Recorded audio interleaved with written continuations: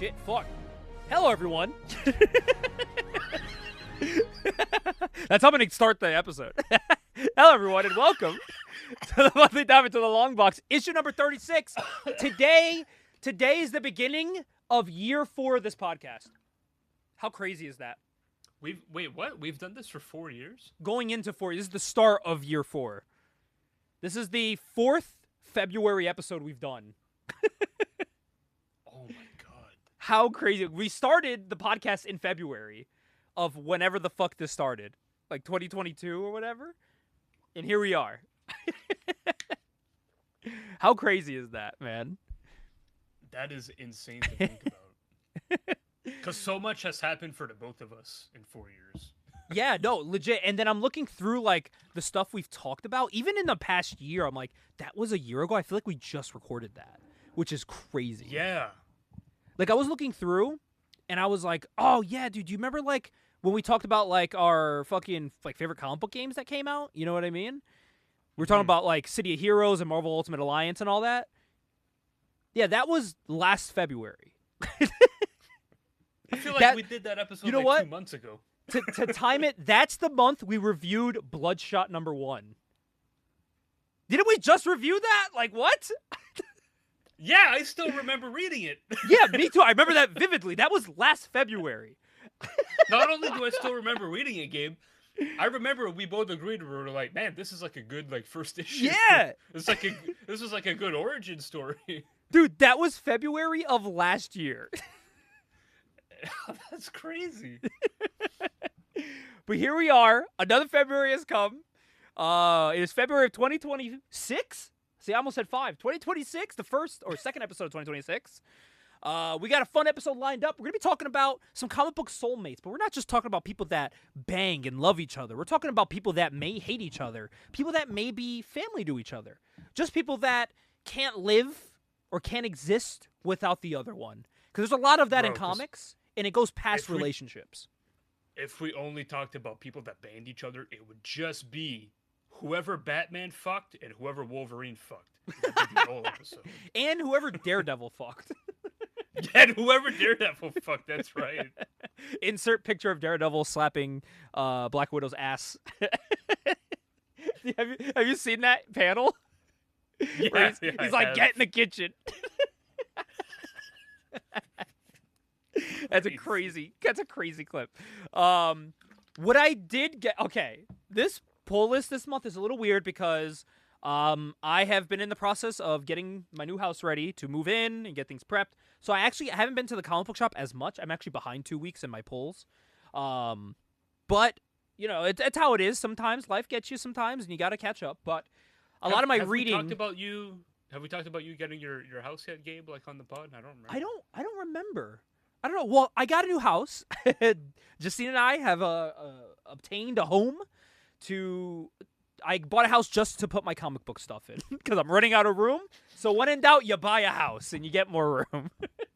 So here's the exciting part. Gabe is a homeowner and I'm a homeowner now. Yes, we are so adults. We're both homeowners. Yeah, we are both 29-year-old adults. Jesus to think, Christ. When we reviewed Bloodshot #1, we were far off from having our own homes. Look at us now a year later, homeowners, paying bills. Yeah, buying trading cards, mortgage, that's literally what we did before the podcast. We spent an hour talking about trading cards. Oh, dude, we got to do a podcast episode about Gooner comics. Yeah, we talked about that too. Yeah. Oh my gosh! But dude, my pull list is weird. This month is weird. So, when you get a new house, people that don't know, you get a bunch of junk mail the minute you get it. Bunch of weird shit that you just don't need and don't care about. I received something that caught my attention. And I gotta respect the people that did this because of how they're promoting their stuff.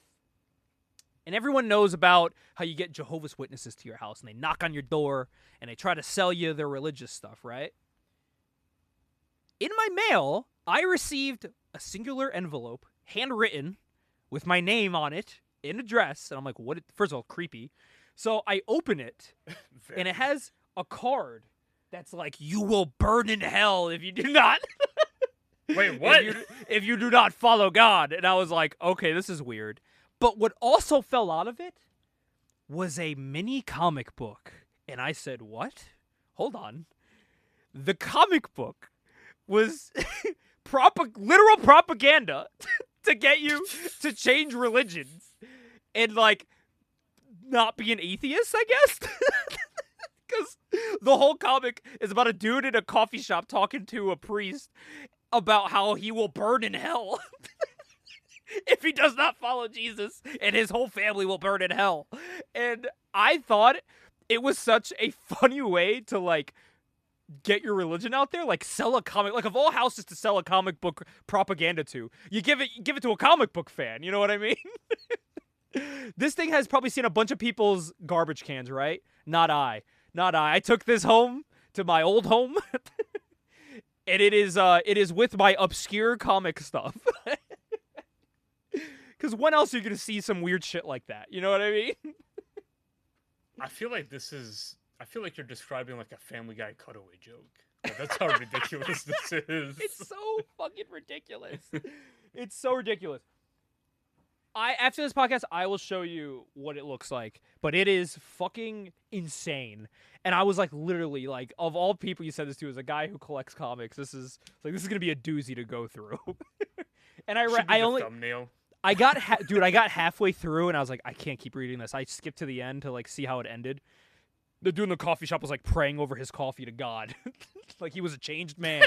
I was like, oh, damn, that's crazy. It worked on him. Born again, Shawn Michaels. Dude, I got halfway through, and I was like, this is fucking weird propaganda. Like, you know, do your religion thing, you know? My family's religious. My family's religious too, but holy shit, the stuff they're saying in this comic, man, fucking insane. It was crazy. It's like, it was like, your children will burn in the depths of hell with, like, criminals if you do not follow Jesus. I was like, okay, this is a thing for sure. Odd thing in my mail.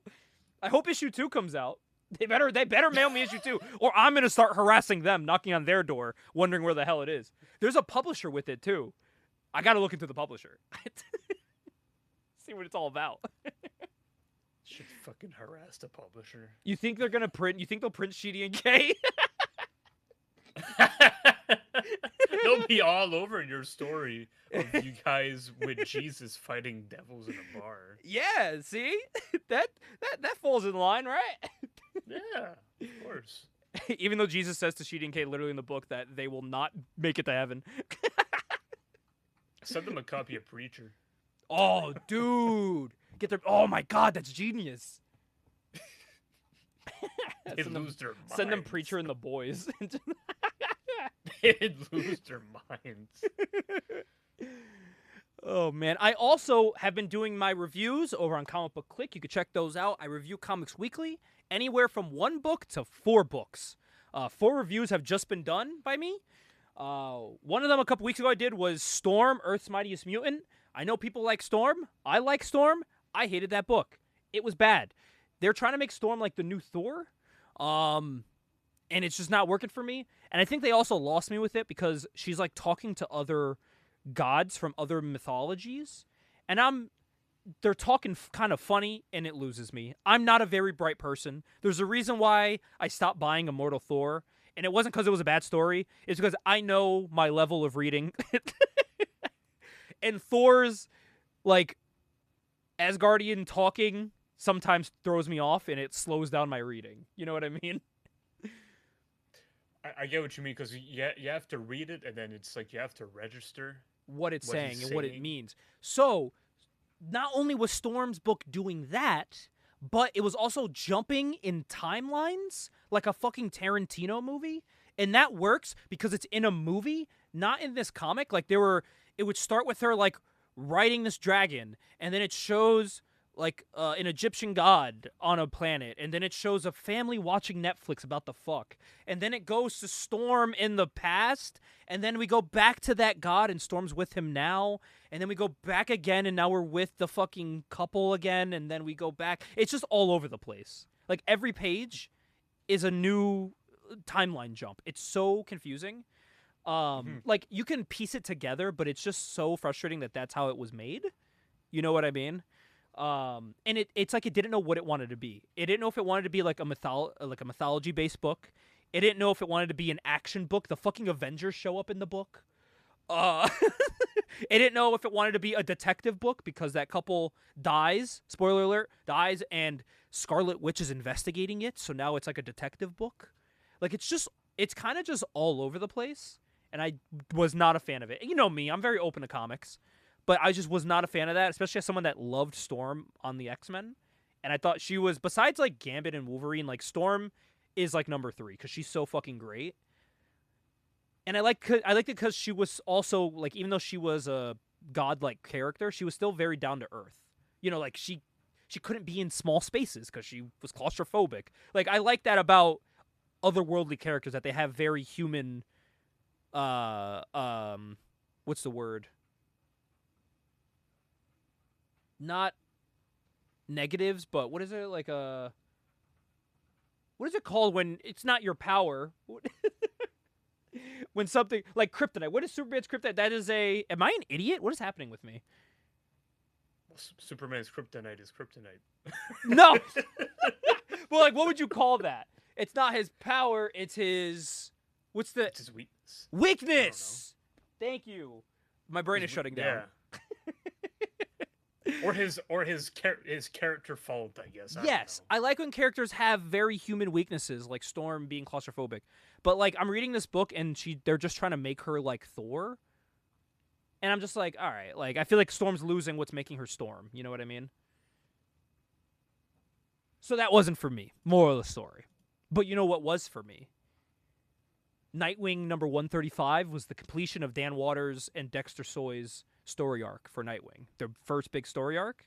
It's finally come to a close. And it was fucking amazing. It was actually my first 10 out of 10 review on the site. Wow. Nightwing is a must-get book for anyone that's reading comics. You need to read Nightwing. It is so good. And this is the time to jump on because now Dennis Cowan's jumping on this as the penciler. Dennis Cowan, creator of fucking Static Shock. For people who don't know. Yeah, he is going to be doing the art going forward on Nightwing. He drew Batman before, didn't he? Did he? I know he did like hardware and stuff. But I don't know, did he do Batman? He must have. Oh, a little bit. I see him doing some stuff with Batman. Yeah. He did. In like early 90s. I felt like he must have done some Batman work. And now he's back working on Nightwing. And That's Dan cool. Waters was very excited. Like this was like his goal person to get. And he put out the tweet like, I am ecstatic of who I'm working with doing my art. And like when he was talking about how the art looks, he is like on cloud 9 with how the art's coming out. So, I mean, you have a legend like Dennis Cowan working on your stuff, so. I am ecstatically shocked Ah! to work with him. Well, this is the time to jump on the Nightwing, if for anyone that hasn't. I've been singing it to the high heavens for the past issue since it's been out, but new story arc is starting next month, so definitely check that out. Anything else you've been reading recently? Well, before we get into that, Gabe, that's actually a good segue to mention that DC is integrating Milestone Comics into its mainline universe. Yes, now. the new history. Yes. So, fun fact, I have been tasked with reviewing that for Comic Book Click this week. So look out for that. That is what I've been given this week. So I will be reading that tomorrow and getting that review up. Yeah. Sweet. And I will be getting that review up. I am very excited about that because Milestone rules. My dad has a bunch of Milestone books. My dad loves Milestone comics, so I'm excited. I feel like your dad was a big hardware guy. Am I right he about does that? have hardware books. Yeah, I feel like he was a big hardware guy. Yeah, he's got a ton of hardware books. Yeah. So you were actually spot on. I feel like that was his jam. But yeah, I'm super stoked about that. I'm looking forward to it. I think Same. it's great that they're implementing them I'm into the mainline DC universe. It wasn't on my pull list. It was one of those things I was gonna read down the line like digitally. But it wasn't on my pull list, and when I saw it was assigned to me, I was like, all right, I'm gonna pick it up. I feel like this would be a cool one to have physically in the collection. Because I'm hoping it's a big deal, and I'm hoping it opens the door for more stuff down the line. I want to see like Icon and Hardware coming back doing their thing. Because weren't we talking about that on here? We were talking about like all these universes that DC owns, like Wildstorm and Milestone, and how they're not using them. And here we go. They're finally using one. Yeah, I mean, we were, and I mean, some Wildstorm characters are, I guess, in mainline DC. Yeah, like Zealot, Grifter. Like they made like a Wildcats book about 2 years ago, I want to say. Yes, that was like an anniversary book for them. I picked that up immediately. No, it was like an actual run. It's like an actual run of Wildcats. Oh, was it? Yeah, I mean, it came out like 2 years ago, I want to say. Oh, why don't I remember that? I remember like the anniversary book that had a bunch of stories in it. And I know that Mother One from Wetworks is technically like a mainline DC character. Oh, is she now? Technically, yeah. I did not even know that. So there's bits and pieces of Wildstorm in, but I would like to see more of them being used. And same thing with Milestone. Like, you guys have like 2 great universes at your disposal. Like, let's do something with them. Yeah, they're just sitting there. Marvel's even worse. Marvel's got Ultraverse, and they haven't done anything with Ultraverse. Nothing. Even if it comes down, even if it's something with like the deals, like how they're gonna have to pay the creators or whatever. If that's the case, then like fucking get it situated, guys. Get it situated. Buy them out. Like, I don't know. Like, yeah, it's not like you don't have the money to do it. You have to get something done, because I think for the preservation of comic books, it's so important that Ultraverse gets reprinted, or you make new stories with Ultraverse. Like, you just can't let it die. Yeah, like, it's not fair. Like, there's people that grew up reading this shit. Like, it's not fair to them. Well, now that the Ultimate Universe is gone, you had a successful universe there, and now you ended it. Why not be like, all right, let's take the concept of Ultimate Universe, add some great creators with no knowledge of Ultraverse, give them the characters, and have them create new, unique, fun stories. Basically, literally what Absolute is, what Ultimate Universe was all about.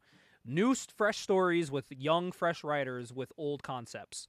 Why not do that? What do you have to lose by doing that? And I think that could work, because and Ultraverse has been away, I think, since '97. Yes. So at this point, what you could even do is do that concept, but also tell them, like, hey, if you want to create new characters, you can. You have freedom to. blanche. And even if you set Ultraverse in its own universe type thing, why not let them use characters like a new version of Spider-Man or something? You know what I mean? Yeah.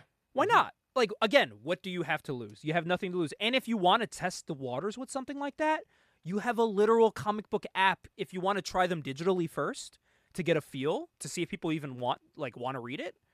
You can do that. You can do that. I'm a physical collector, but if that's how they want to approach Ultraverse, as like a digital Marvel Now thing, that's fine with me. Go ahead. Or Marvel Unlimited, that's what it is. A Marvel Unlimited thing? Go ahead. I think that would be genius. I would get Marvel Unlimited to read Ultraverse. I mean, Yeah. I think that'd be a good investment. I think that'd be cool, and they don't have to go through printing costs if they don't want to, if they feel like it's not going to be successful. And if it does become successful, do what you did with past Marvel Unlimited books and reprint them. That's what they did with a couple other ones.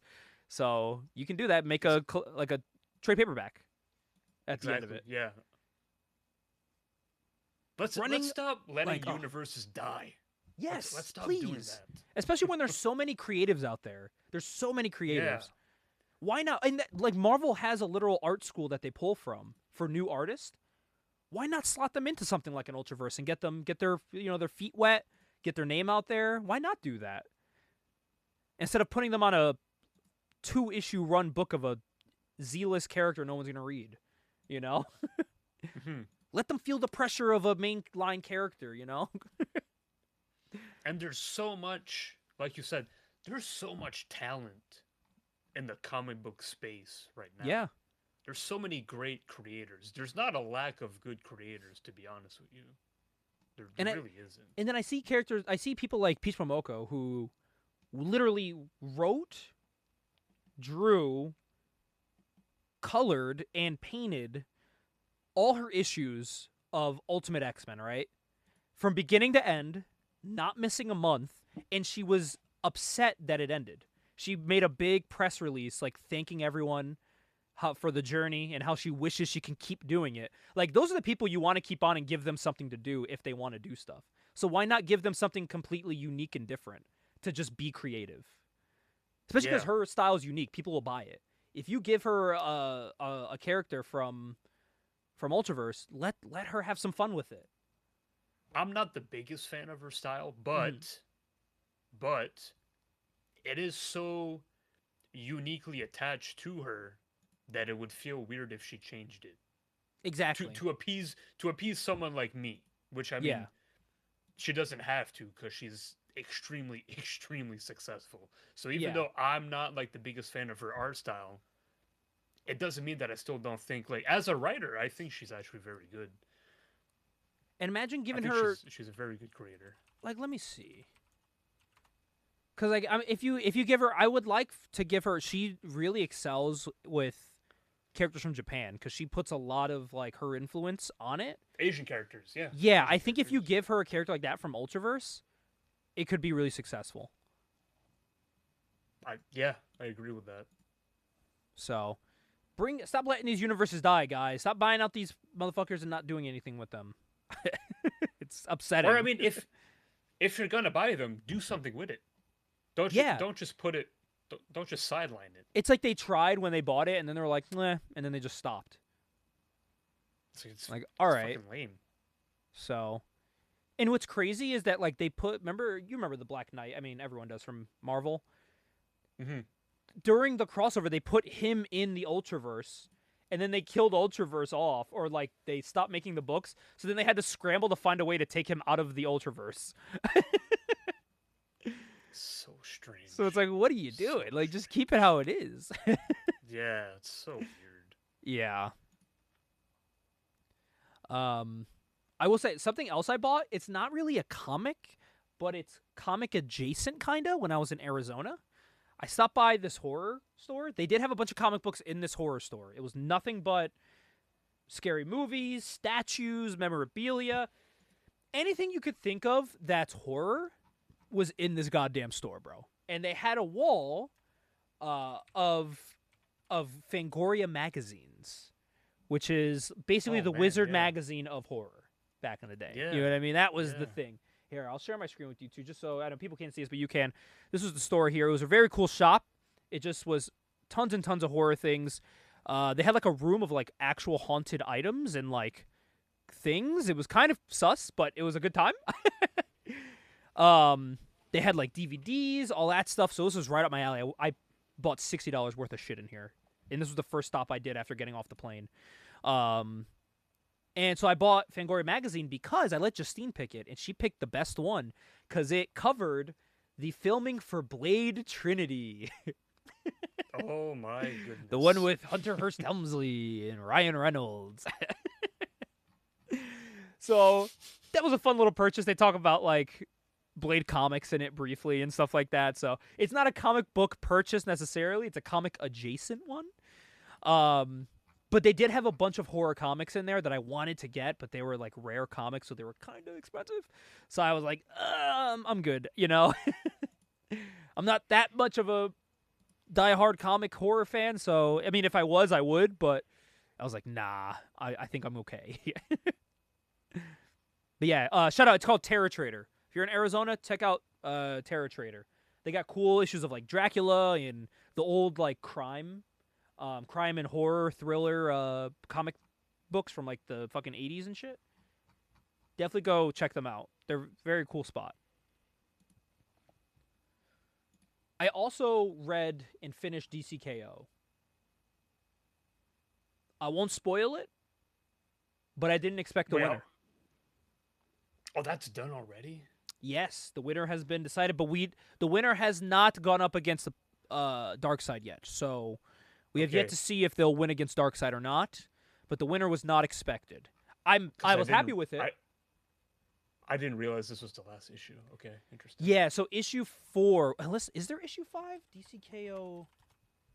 I don't know. Is there like a closing up issue? Oh, there is. There's a number 5. There is a number 5 Okay.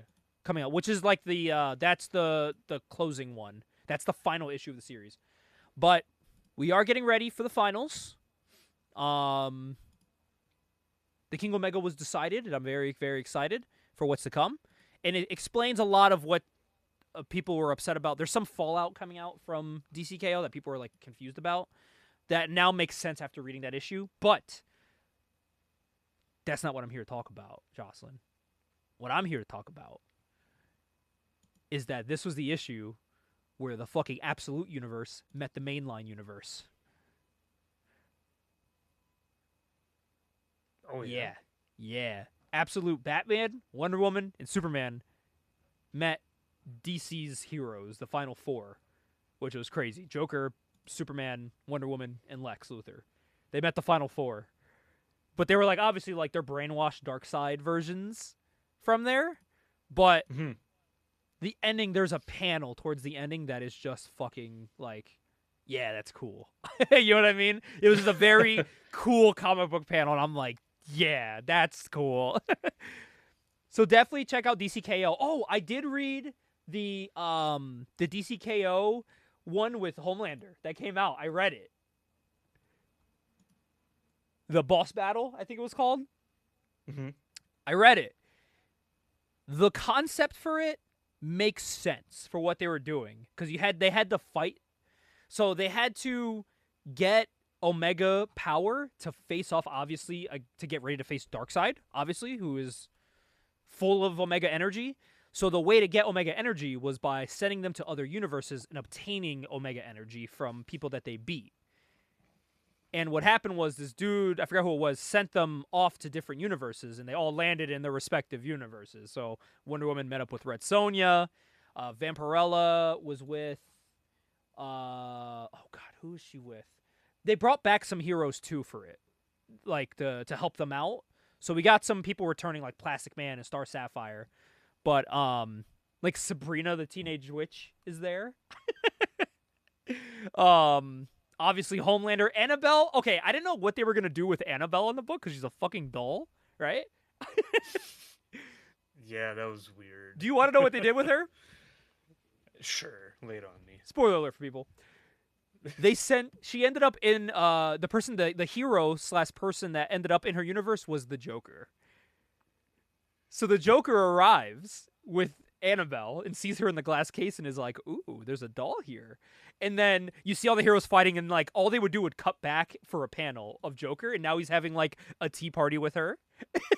And then they would show all the heroes fighting, and then the next panel he's trying to talk with her and she's not responding.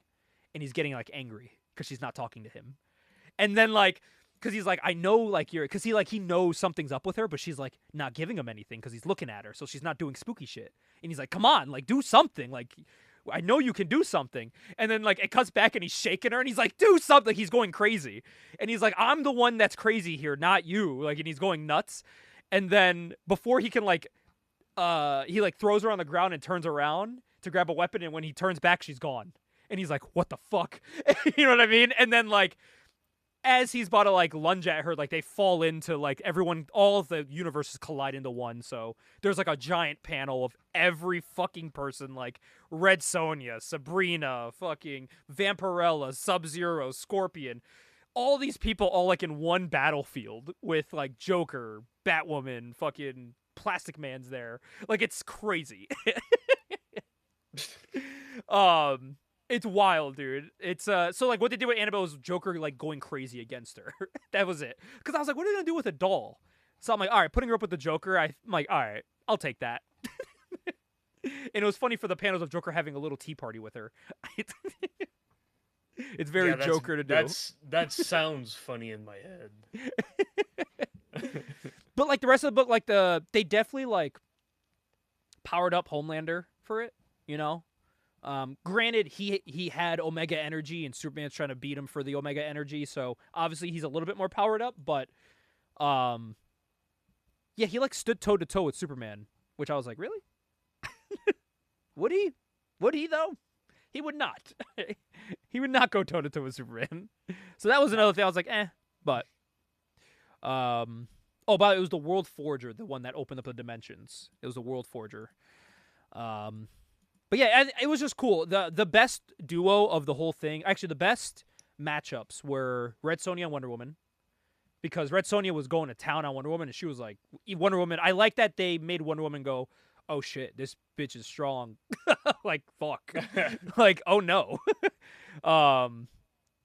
So I thought that was cool. Like, it kind of was like a nod to Red Sonja for being like as legendary as she is. You know what I mean? A little something for her to put her over a little bit. You know what I mean? I would actually love a like a Wonder Woman and Red Sonja like a team up book. Yeah, and that was the thing too. Like, they were on a battlefield and they knew they had to fight each other. But Red Sonja was even like, hey, in another world, like, we could have been great partners. And they say that, but they're like, that's not where we are though. You know, we're in the middle of a fucking coliseum with people around us waiting for us to fight. So we gotta do what we gotta do. Listen, it's never too late. It's right. Never too late. And now with DC having to deal with Dynamite, it's very possible. I mean, if you can have fucking Harley Quinn going over to Dynamite books, I think you could do Wonder Woman, Red Sonja for a one shot. I don't think it'll hurt anybody. Man, that'd be funky. You could do something weird like have Vampirella in like a Vertigo book. Yeah, that would be cool as hell. You could do some funky stuff like that. I like that a lot. And the other good fight was it was Plastic Man and Black Lightning against Sub-Zero and Scorpion, fighting in front of Shang Tsung. That was cool. It was cool seeing like Scorpion be like, "Get over here," and Plastic Man's like, "No, you get over here," and he sticks his arm out and grabs him by the neck. It was cool. So I was like, "Yeah, that was cool." And I was like, "Damn, I want to see them be like DLC for the new Mortal Kombat game or something." That'd be cool, like a DCKO DLC. That'd be cool. I would say though, it was a fun read. It wasn't really it was literally they fight them and then they go back. The book ends with them going back. They got their Omega power, and they're ready for issue 4. In issue 4, they were getting ready to fight the Absolute Heroes. So that's what they were getting that Omega power for, to fight Darkseid's Absolute Warriors. So it was just a fun read to pop everyone, you know? Get some fun matchups in there, because why not? To pop everyone. Exactly. Comics are fun. So that's what this was. Yeah, that was that's kind of what I've been reading recently. Besides, you know, everything on if I listed everything I reviewed for the website, it would take forever because I've been doing so. I've like, oh my god, anywhere from, like I said, like 1 to 4 books a week for the past month. So, on top of my regular reading. Wow. Yeah, that's crazy. So I've been putting work in, man. I've been putting the work in, putting the fingers to keys. I don't deny your work ethic. That's for sure. But something that you also can't deny is the undying love for I don't know how to transition this. All right, we're gonna talk about comic book soulmates here. I tried. The guy who has a fucking radio broadcasting degree doesn't know how to do a transition. We'll be right back, guys. Let's send this to commercial break. Oh, hello, and we're back. Oh shit. We're gonna be talking about some comic book soulmates. Some people in comic books that just can't live without each other. You can't have one without the other. Like how people say you allegedly can't have Mary Jane without Spider-Man. I would disagree. I would say you can't have Mary Jane without... Fuck, what was his name again? Paul. Without Paul. Oh, Paul. I like erased his name from my memory. That's actually let me flip that over for you, Gabe. Oh. Mary Jane can't exist without reverse, Spider-Man. Okay? Uh-huh. Mary Jane can't exist without Spider-Man, but Spider-Man sure as hell can exist without Mary Jane. Barely. No, he can't. Man, this man has been through hell ever since they fucking broke up. He is like he has been through some shit. He seemed so much happier when she was in the picture. Listen, man, just go with Black Cat. Let's go with Black Honestly, Cat. like, what? Yeah, what even is the like? I get it, like when Mary Jane was lovey-dovey with him and she was all like hot in the '90s, but like, Black Cat's way more attractive. All right, hot take, hot take. I mean, I don't know. I don't think that's a hot take. But if Black Cat was following me around the rooftops, I mean, no. Except for PS1 Black Cat, she was kind of busted. If you look, if you look up PS1 Black Cat, she's not. It was so pixelated. I do not want her to follow me. She can stay away. But yeah, so PS1 like, Black Cat, by the way, voiced by Jennifer Hale, fellow Canadian. wait, really? Yeah. I did not know that. Jennifer Hale, who's done like fuck a million voices by now. She's in everything. Oh yeah, you want to put that to? Is it actually 1,000 voices? All right. No. You want to put that to the Feels test like it. right now? It feels like it. Oh man. No, but yeah, she's done a shit ton of voices. Holy shit, dude. Yeah. Wait. Oh, never mind. They mentioned fucking Neversoft. I was like, she's not in the Neversoft games. It's like, what? It's like, no way. But yeah, so I'm looking at like comic book soulmates, and I'm thinking about like characters like Batman and Joker. You know, Batman is molded by the Joker, just like how Joker's molded by Batman. And without one, you literally cannot have the other. And if you didn't know that, they make sure you are told that once a year in their books. At least, yeah. Even to the point it made it into the Dark Knight movie. When he said, like, you complete me, that made it into the movie. And that's true. They are genuine comic book soulmates to the point they're actually the thumbnail of this video. That's how much they're Boyd, soulmates. not only do they mention it in the movie, they fucking beat you over the head with it. Yes, they do. They really do. I feel like they do. Damn, Not saying that in like a negative fashion because it's a great movie. Yes. I'm just saying like they beat you over the head that like Batman can't Needs exist without Joker, Joker yeah. and Joker can't exist without Batman. And I guess it was proven true because in that last movie, Batman fucking retired. He said, I'm Sure not did. Batman anymore. I'm out. He said, "Fuck this." Damn, are we going to have to review Dark Knight in the future? We might have to. Oh well, you know what? We'll review it in 2 years when it's the 20th anniversary. Ooh, that's a good idea. Oh my god, wait, did you say 20th anniversary? Shut up, dude. Because it came out in 2008. Oh my god, dude, I was in the movie theater for that. And Batman Begins. I think that's past the 20 year, right? That was 2005, right? Batman Begins was 2005. Fuck. Yeah. I'm so old. Yeah. I'm Bro, so we're old. gonna be 30 soon. I know. It's so gross, dude. I'm still young. I know. swear to God, I'm still young.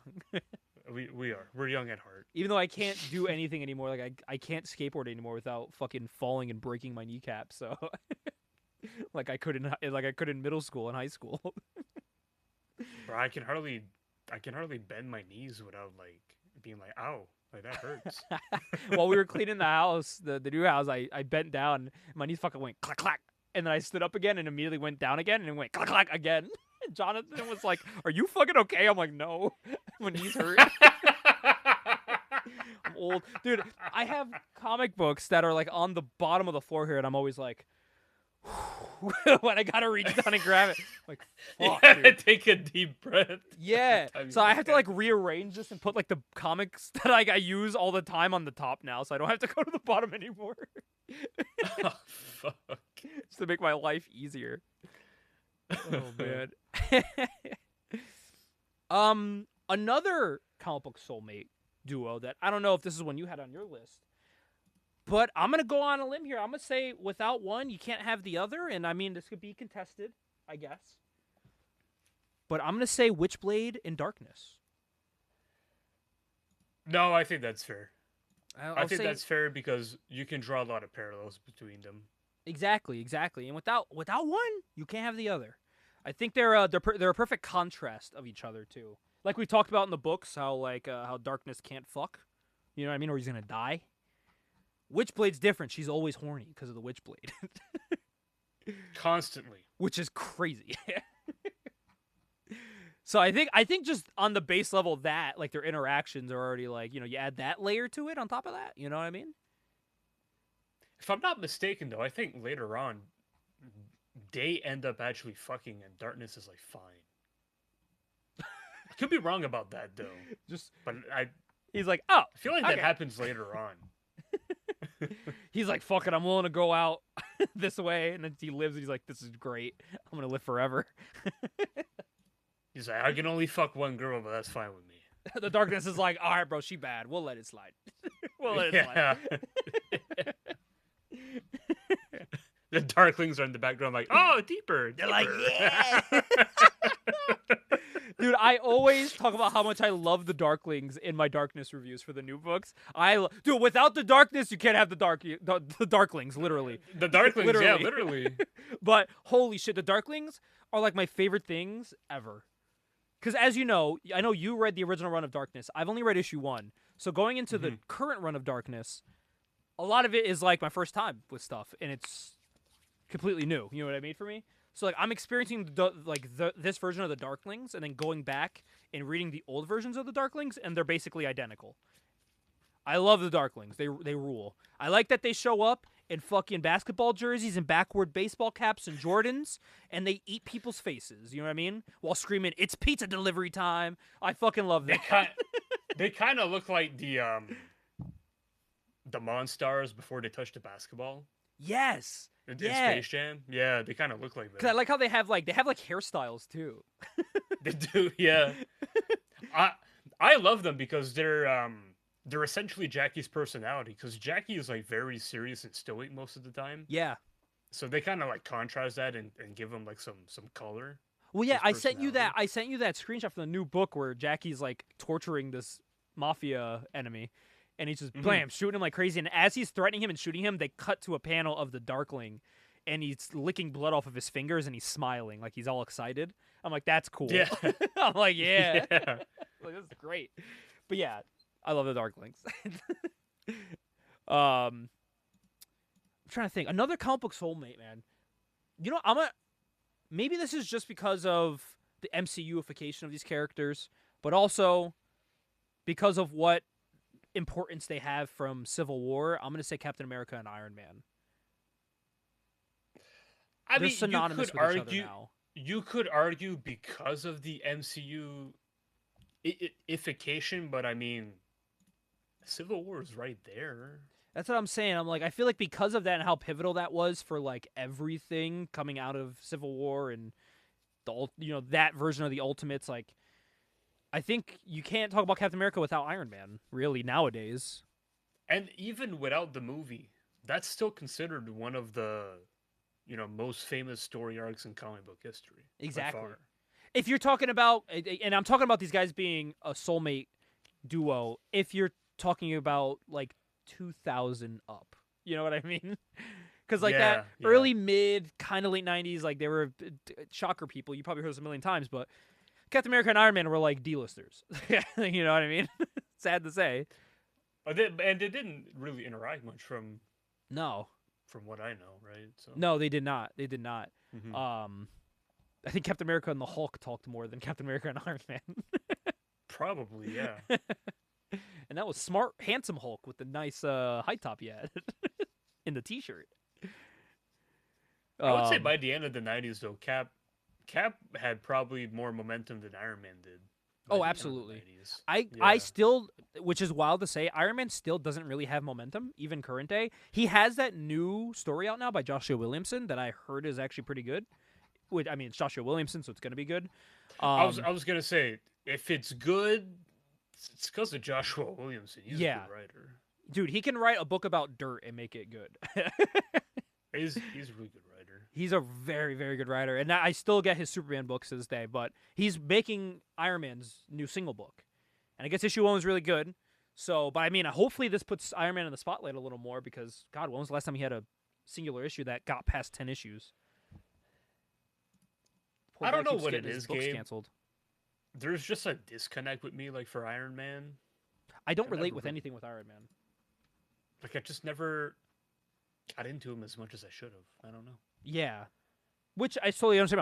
I'm the same way. I have no connection with Iron Man that means anything. You know? Yeah.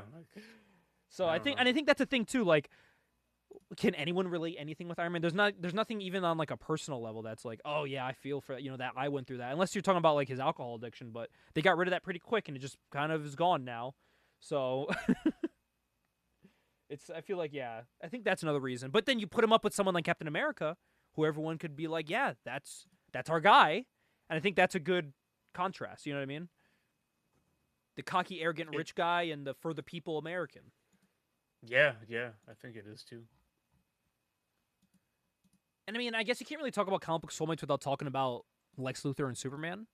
I mean, I Yeah, I would say that's the most iconic one for me. yeah, That's the most iconic one.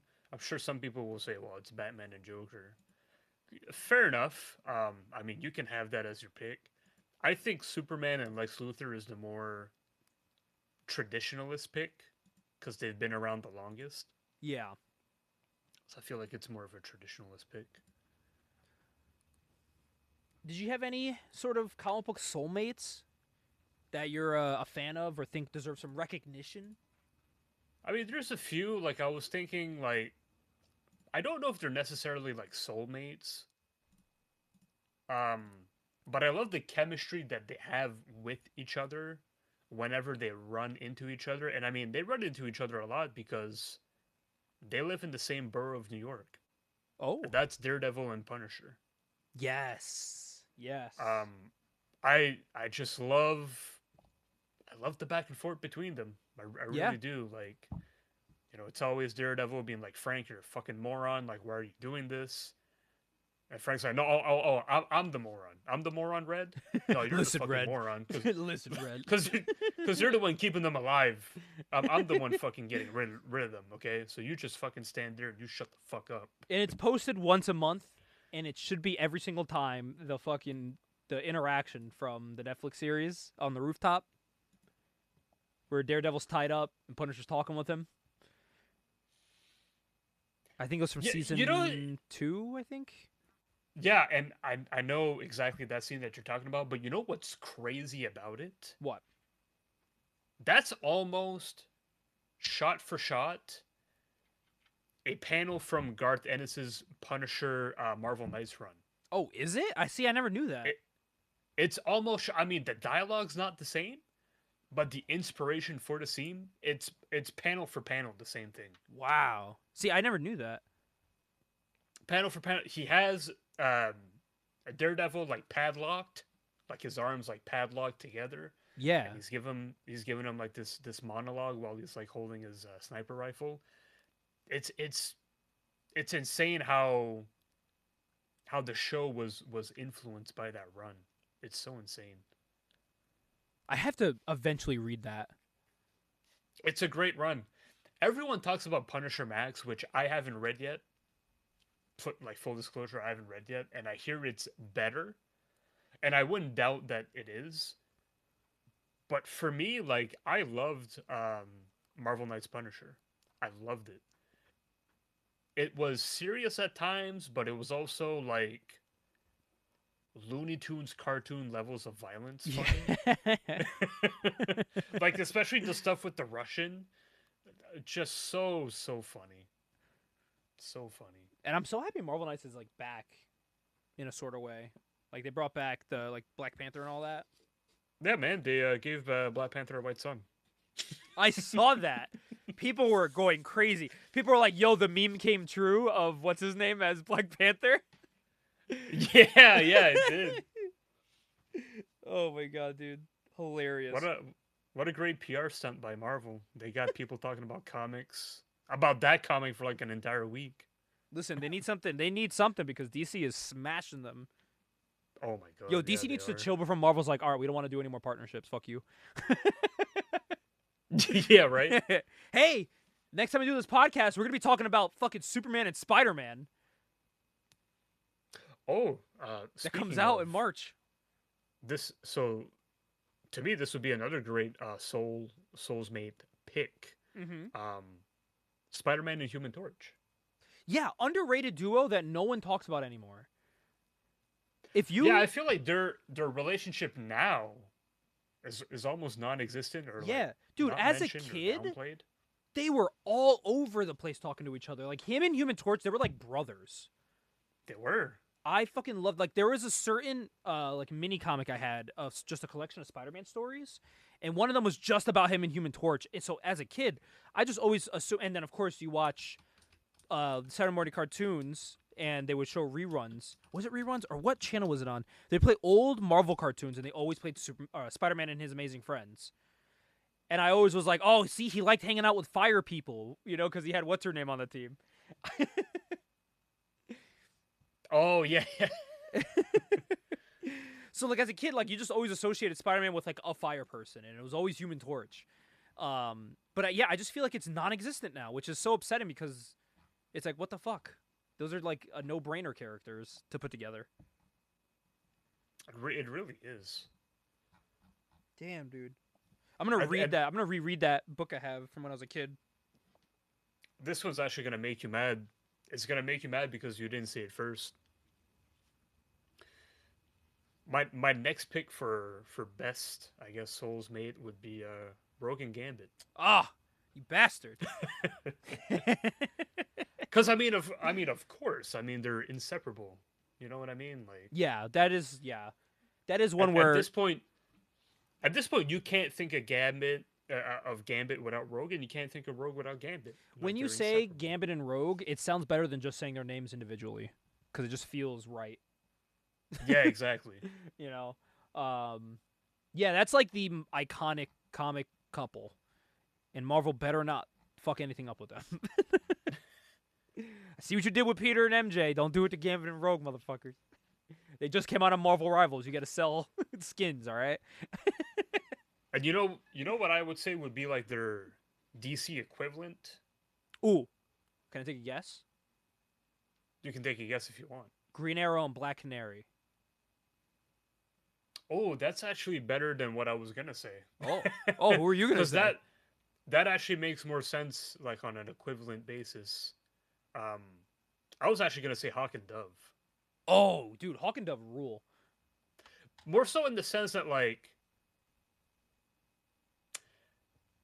I feel like because Green Arrow and Black Canary have broken up a lot of times, haven't they? They have, but they always end up together. And right now, they're currently still together for quite a while now. And yeah, okay, because I always got the impression that it was like an on again, off again. Do you relationship. know? Then maybe if I didn't say Black Canary, Green Arrow, I could say Barbara Gordon and Nightwing. Yeah, that's because fair. Especially if you read the current run of Nightwing, it exemplifies why they're a perfect couple. And you read it and you're like, oh, that's why they're together. You know, like it makes sense. Yeah, the reason why I went with Hawk and Dove is kind of the same thing with Rogue and Gambit, is that it's a rock solid relationship. Yeah, and you're never gonna have one with rock solid. Yeah, like and you just can't picture one character without the other. Like, you don't want to read just a Hawk comic. You don't want to read just a Dove comic. You want a Hawk and Dove comic. Exactly. I have Hawk and Dove #1. I kind of want to dive into Hawk and Dove in the future. I feel like it'd be worth the read. I think it would be worth the read as well. Yeah, I think it'd be really fun. Honestly, from that Titan show, Hawk and Dove are my favorite fucking thing about the Titan show. I literally thought the episode that they dedicated to them was actually, I thought that was the best episode they did in the whole series. Yeah, I was gonna say hands down the best one of the series. That was such a good fucking episode, dude. Oh my god. Dove was never mind. She's so fine. That was what was her name? Minka Kelly. Yeah, Minka Kelly. Kelly. Yeah, dude. Minka Kelly, who used to go out with Derek Jeter. Yeah, dude. Isn't that crazy? Derek Jeter used to fuck Dove. you look this up for me. Oh no. There's a baseball diamond graph of Derek Jeter's ex-girlfriends. It's fucking insane. Oh, I was talking about that with Justine the other day. He has an entire lineup of ex-girlfriends. I saw that.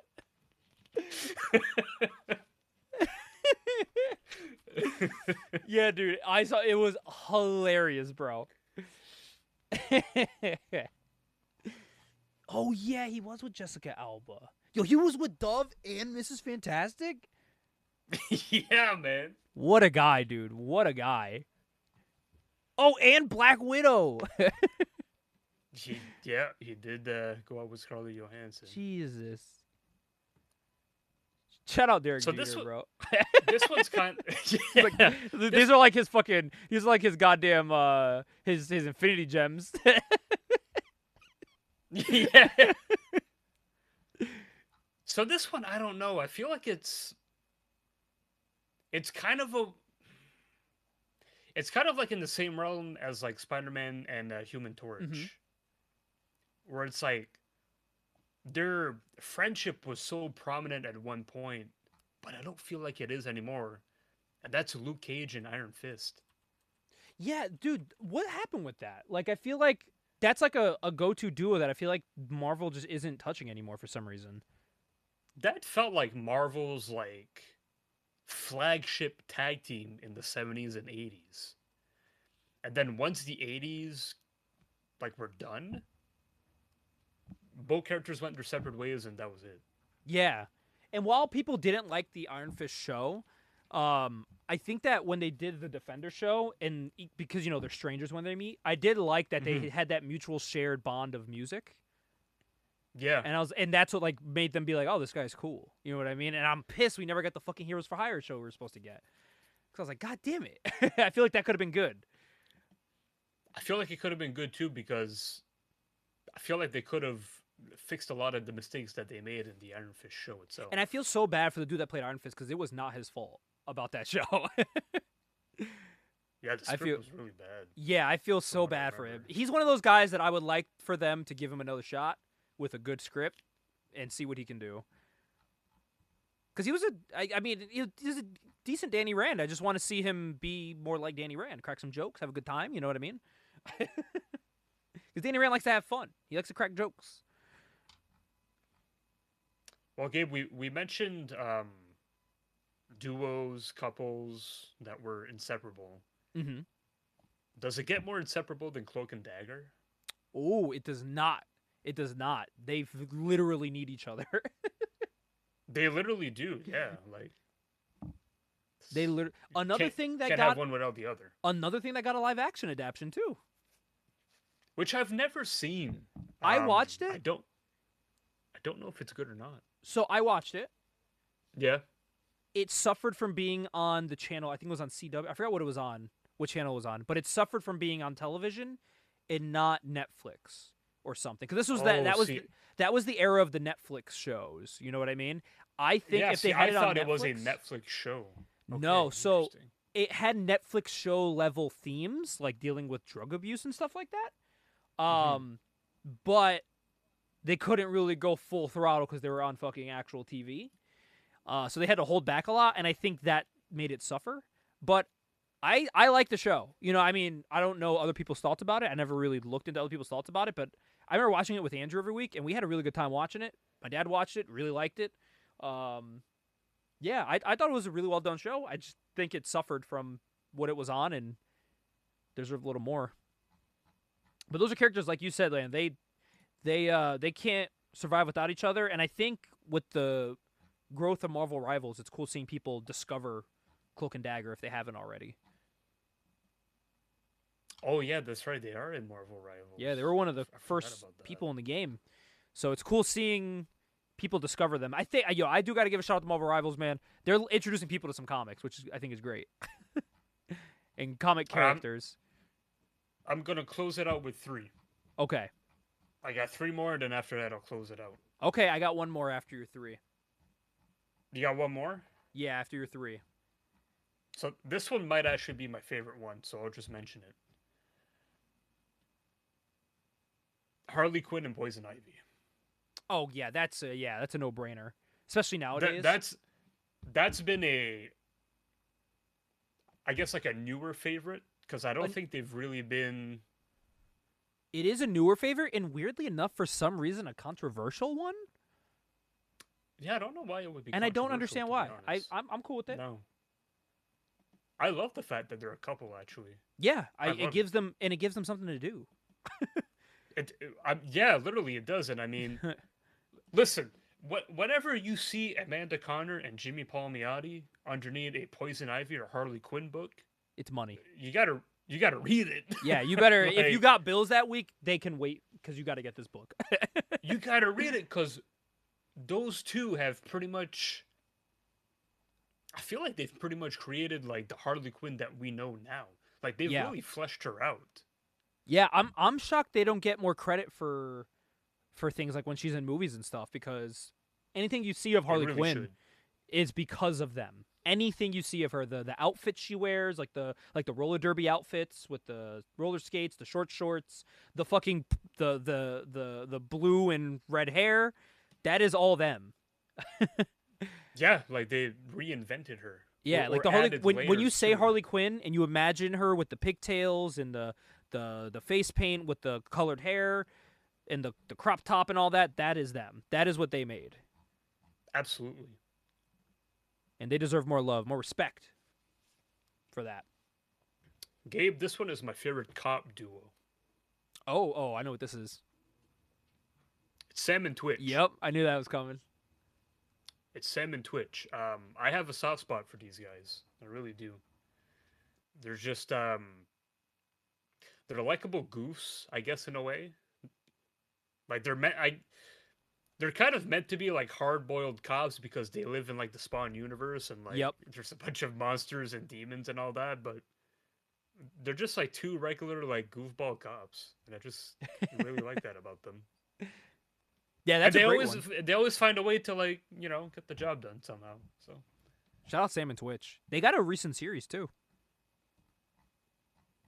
like did they?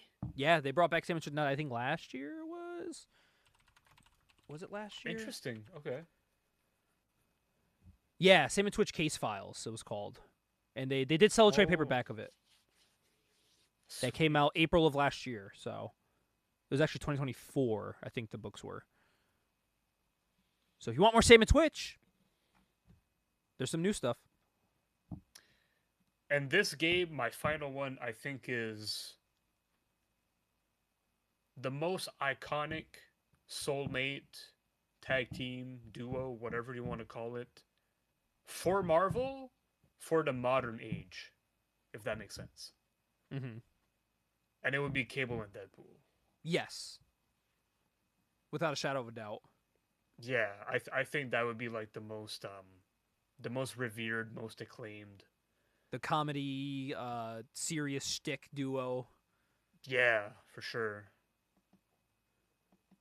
Although nowadays, I don't think they do a whole lot with. They don't do a whole lot Deadpool anymore, and which is Cable. weird because you think they would after making the movie. They would just go full force with it, but then they kind of did for a little bit, and then they stopped. Yeah, because after the movie, I mean, it was hit the ground running. Like Deadpool 2 was a big success. And I feel like they did it more before the movie came out. No, they did because So they it's like, had that run. They had that run by Fabian DeSouza that Yep. went like I think like 80 issues or something like that. And It that was a that. very long run. And I think why too. It was at that weird time where Marvel Comics was trying to like push away the X-Men and X characters. Some X characters, they were trying to like push them away. Yeah, So Mhm. like it's like they could have banked off of that, but then they were also like, we don't want to do the X-Men. You know what I mean? So I don't know. But yeah, no, I totally agree. That is like a definite duo that, especially nowadays, they go hand in hand. but like Spider-Man and Human Torch, now I feel like it's a duo that maybe is a little underutilized, or maybe not as utilized enough as it should be. Okay, Marvel, hear us out. Let me and Jocelyn write a 2v2 one shot. Spider-Man and Human Torch against Cable and Deadpool. Spider-Man is trying to save someone in the streets. Deadpool's doing shenanigans. So Spider-Man's like, hey, stop that. Trying to stop him. Causing Human Torch to come out when Deadpool's got him at gunpoint. And then Deadpool does something and Cable shows up. There we go. That's the book. Poor Cable, he's got to deal with like 3 guys cracking jokes, and he's like, "What the?" fuck Imagine am I that doing for a here?" one shot though, where all these guys are cracking jokes and Cable's like, holy fuck, dude. Like, It's like, I gotta get the you can fuck have it be outta like here. he owes Deadpool a favor, and this is Deadpool's favor of him helping him beat Spider-Man and Human Torch. Cable's like, fuck He's it. like, man." oh, I just want to go home and fuck Domino or something. I don't know. Yeah, she's getting lucky tonight. Huh?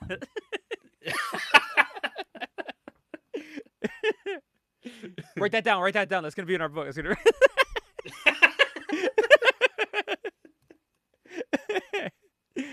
So actually, I lied. I have 3 last ones. All right. One of them, did I lose it just now?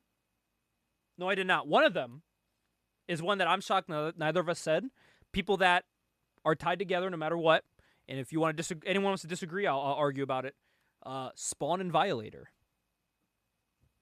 Oh yeah, for sure. I'm actually surprised that I didn't bring that up either. Spawn and Violator, yeah, that's definitely one. Kind of piggybacking off of your Sam and Twitch, Bullock and Gordon. Oh yeah, for Because sure. well, I mean, you could also say Batman Gordon. You can also slot Batman in there, but I feel like Bullock is a good choice because Bullock is like the annoying cop eating the donuts to Gordon's good cop. You know what I mean? He's kind of like the devil. He's like the devil on Gordon's shoulder. Sometimes it makes more sense to take the bad cop, good cop angle on it. Yeah, exactly. And honestly, whenever I look at Sam and Twitch, I see Bullock and in Gordon, because Twitch's got the mustache and shit.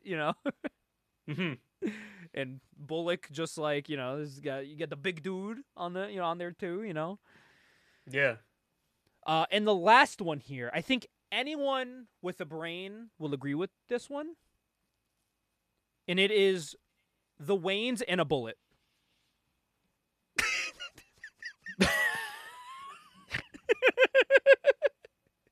Jesus Christ. Oh, Not as good as Uncle Ben in Bullet, but not as synonymous. I had to throw that in there. Honorable mention goes to the Graysons and Falling from a Height. Other honorable mention, Krypton and blowing up itself. Krypton and its scientist who blew it up.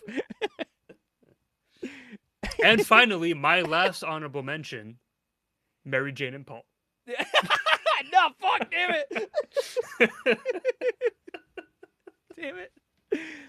One of the artists that works on Spider-Man actually put up a picture on Twitter of Mary Jane flipping off Paul, and people thought it was from a book. They were like, yo, what issue is this from? She's like giving him the finger, and they're like, no, look who posted it. And it was one of the artists. Everyone's like, yo, even the artists don't fuck with Paul. Like, they hate this guy. Oh, man. It was like a colored picture, too. So, like, it was in color, so it looked like it was from an issue. Oh, man. Holy crap. Well, you know what it's time for? That was a horrible drum roll. This month in Wizard Magazine. Yay! Woo! Hell yeah. We're going to be going back to the year before the turn of the century. We're going back to February of 1999. A 2-year-old Gabe, about to turn 3, was sitting at home watching probably Monday Night Raw with Andrew, not knowing what's going on because I was 2 years old. I was definitely watching Raw with my dad and shitting my diaper. Yeah. But over at Wizard, they were plotting something that actually hasn't been made yet. And I mean, guess it kind of was, and we kind of talked about it on this episode. They were filming for a movie. They were casting a movie. And this movie that they wanted to cast was a Titans movie. We got a Titans TV show, but Wizard staff decided to come up with a Titans movie cast. So to play Nightwing, they wanted Jason Gedrick as Nightwing. Who's Jason Gedrick? Your guess is as good as mine. I ain't never heard of this. Let me Google him. We have to put all this into perspective. They usually cast, who's hot at the time. I was going to say, like, guys that are, like, flavors of the month. Yes. And I don't know what Jason flavor Gedrick, of the month he was this month. He was obviously a big actor during that year, like probably like a teen heartthrob or whatever. So let's look at 1999. What was this cat doing in 1999? He did 2 movies. Oh, sorry, 2 TV series. He was in Arliss and Ally McBeal. Okay, so let me just point this out for 1 minute, okay? So Jason Gedrick, right? Uh-huh. We're casting him in 99? Yes. Look at the picture that they use in the photo, in the casting call photo. Yes. In 99, he would have been 34 years old. That picture that they used, there's no way he's 34. That's a picture of him when he's like in his late 20s. if not earlier than that. That is something Wizard would do. So, what the fuck? Like, what? So the cast doesn't stop there, my friend. We continue on here to play the Flash. They wanted Matthew McConaughey to play the Flash. All right. I'm already out on this. Oh no, come back in because we got Tempest. And they wanted Fred Savage to play Tempest. Fred Savage? What? They wanted for Arsenal. They wanted Casper. Wait. Yeah, Fred Savage from the fucking Wonder Years? Yeah. What?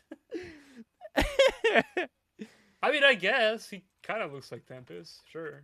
They wanted Casper Van Dine from Starship Troopers to play Arsenal, who he had the look back in the day. Actually, I saw him in person at Rhode Island Comic-Con. He was there at his table. They had the entire cast of Starship Troopers there. By the way, I love that in the article, Gabe, they don't even have a fucking picture of him. He's at the bottom. You got to scroll all the way to the bottom. Wait, what? Okay, so what? Why is there 2 pictures then? That's so confusing. And then for Avatar, also known as Donna Troy, when the fuck was she called Avatar? I don't remember that. Well, they wanted Catherine Zeta-Jones to play Donna Troy. I could see it. I could see that too. I think that's probably the best casting on this list so far. I think that's the best casting by far. The other ones, I don't know. Oh, but buddy, we're not done yet. You better get that budget ready because to play Argent, they wanted Angelina Jolie to play Argent. Who I guess has the look for it. Angelina Jolie could have played any 90s comic book character in the 90s. She had the look of a Top Cow character with like the sharp eyebrows and the big eyes, with the big lips. She looks like something Michael Turner would have drawn. You know what I mean? That's how she looks. So I think she could fit really anything in comics of the 90s. I mean, she ended up being fucking Laura Croft, so. So she could have done Argent. You know who else could have done? Why? And I'm basing it off this drawing that I'm seeing like in the article. Mm-hmm. You know who else could have played Argent? Who? It might have been too early at this time though. But I'm seeing Rosario Dawson in this. Ooh. Yeah. How did Rosario look in?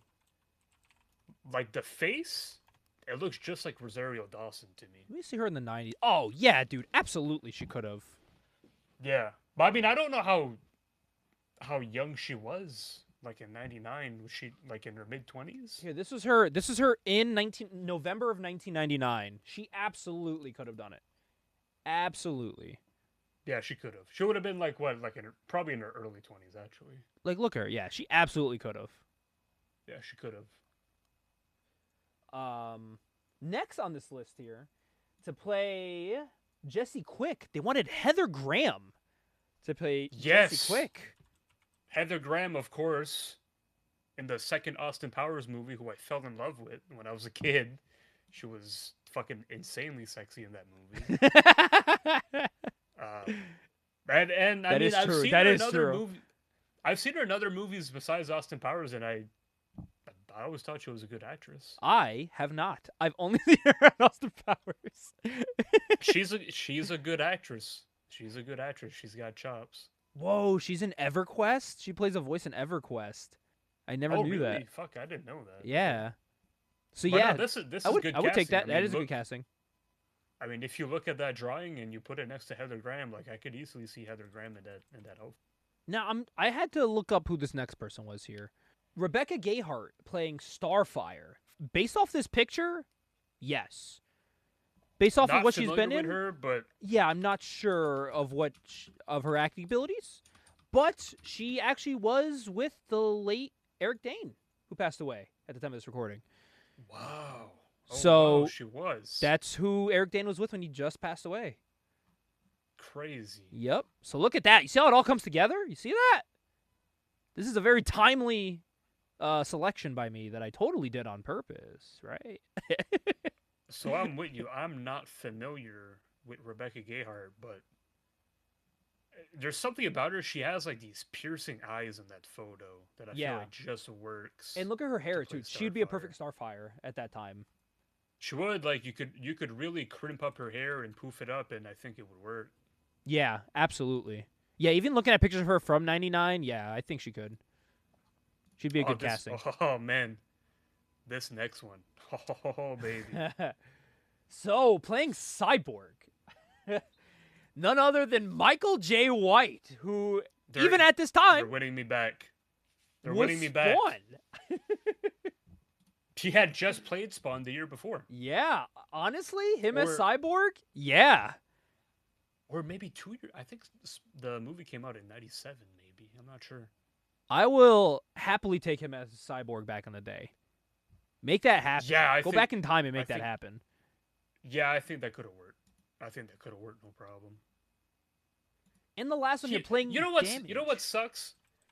You know what sucks is we just missed out the era of Michael J. White being an MCU actor. Shit, you're right. We really just missed out on that era. Which is wild. Because he's so tailor made to make superhero movies. You know what I mean? He really is. He has the voice for it. I Yeah. mean, he's in. We talked about Dark Knight earlier. He's in that as well. Well, it's funny that you say that he has the voice for it because in the in Marvel Midnight Suns, which is a great game. Fuck, I love that game so much. He voices Blade, and he does a great job. Oh, at is it. he? That's cool. That is a great Yeah. casting. Yes, he would have been a great Blade. He really He would have. He would have. Even if you do like an older Blade. I mean, I guess it wouldn't work because he's a vampire, but. But I guess it, no, I what? mean- He's half human, so I'm guessing he ages. I mean, we saw him age in Deadpool Wolverine, so I'm guessing he ages. Actually, if you look at pictures of Michael J. White now, he's like in his probably mid to late 50s. He looks like he could be in his early 40s. Let me see him now. Dude, he looks the same. He looks great. How does he Looks look the same? fantastic. There's just a little bit of gray in the beard, but he looks the same. But he looks fucking amazing for his age. Yeah. He's kept in incredible shape. I'd have him come back as Spawn. He's still jacked as hell. Yeah, bring him back. Let him be Cyborg now. Adult Cyborg. See, Spawn would be great too, because like you could cover him in all that makeup. Yeah. Damn. Dude, he looks identical to how he looked last I saw him. But yeah, I would love for him to find a place either in the MCU or even in the the DCU. Man, who could he be in DCU? He could be Black Lightning. I think he could be Black Lightning. That'd be a I think cool that could one. work. You Yeah. know who I love to see him as? Deadman. What's that? Oh, that's interesting. I wouldn't feel like he would thought have a of that. great voice for Deadman. You know what I mean? You put him in the prosthetics. voice. Yeah, Oh man, it does dude. have like a natural, like deep voice to him. Yeah, I think you put him as Deadman. I think that could be really cool. And it's an unexpected role. Put him in something that people wouldn't expect him to be in. I don't know. Maybe if you want to do if you want to do milestone characters, maybe you could do Hardware Oh, or Icon. or Icon. Yeah. Damn. Dude, oh my god, that opens the door now for like these milestone characters to show up in live action. Oh, I'm excited. We're just campaigning because we love. I mean, I love Michael J. White. Yeah, I want to really- see him I've in always loved anything. He Michael J. deserves White. the world. Give him every role. And I think his fight choreography is so good. that Yes. I would love to see it more in superhero movies. Yes, absolutely. And well, the last one on this list is Damage. I guess technically not the Damage from the 2010s, but kind of is. You know that big Beast character from the New Age of DC Heroes? I do remember him, the Hulk ripoff. Yeah. So this is him before that. He was just the guy. Yeah, he just kind of looked like like an Abercrombie and Fitch type of guy. Yeah, and hey, they chose none other than Joshua Jackson, who is Pacey from Dawson's Creek. I actually have seen this guy act quite a bit, and he's actually a really good actor. He does Broadway now. He's a really good actor, and I don't know much about Damage, but I think as an actor, if you give him a good script, he can do something good with it. Yeah, I don't know much about Damage at all. I've seen my fair amount of Dawson's Creek. Yeah, shout out Pacey. Pacey's my favorite character in the show. He's the best. But yeah, he's done a ton of TV besides Dawson's Creek. He was just on another show where I think he was like on a boat or something, or like a doctor.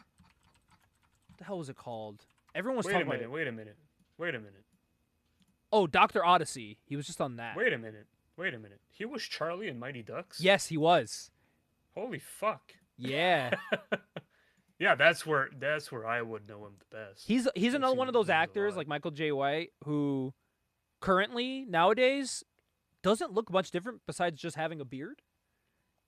He's another guy that's aged well, and I like to see him get more chances in some superhero products as something. I don't know who, but as something. He's older now, so it'd be an older character, but he's almost 50. But I'm pretty sure they can find something for him.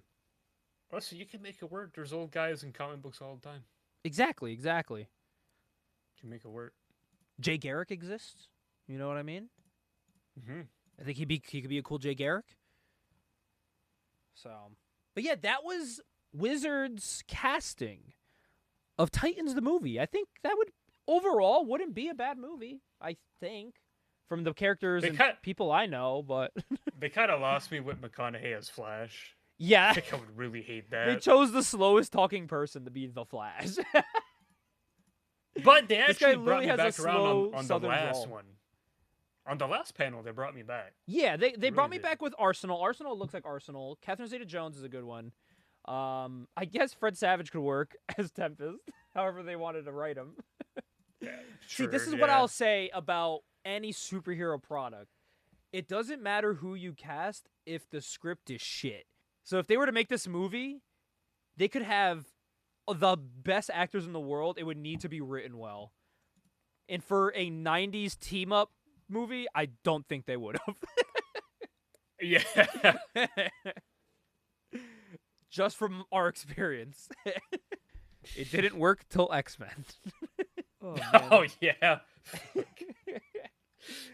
Well, that was issue number 36 of the Monthly Dive into the Long Box. You know what's funny? I did the intro in the beginning. I don't think I even said the name of the show. No, you didn't. Our outro was our intro. For Gabe and Jocelyn, thank you for listening to the Monthly Dive into the Long Box. In our one-shot, we will be talking about Wetworks #1, finally talking about Wetworks. And next month, on the Monthly Dive into the Long Box, it's going to be a very special episode because next month's episode is actually during my birthday month, right? So I wanted to cover a topic that I think you and I both enjoy very much. And it was actually kind of something we talked about before doing the episode. But we will get the camera turned on. It'll be one of the first, maybe-ish, video podcasts here because we will be looking through some comic book magazines because the issue will be a 90s comic book magazine special. And we're not just talking about Wizard. We're talking about Overstreet Comic Book Monthly. We're talking about Hero Illustrated. We're talking about Inside Image. We're talking about Comics Journal. We're going to be flipping through maybe one or two of each of these comic book magazine companies that I own and just seeing what they were about. You know what I mean? Even the 90s Marvel magazines that I have. And if there's one thing you know about me, I love comic book magazines. So we will be talking about that next month here on the Monthly Dive into the Long Box. Look out for the one-shot talking about Wetworks. And until then, we'll see you guys. You better bring out your cum rags.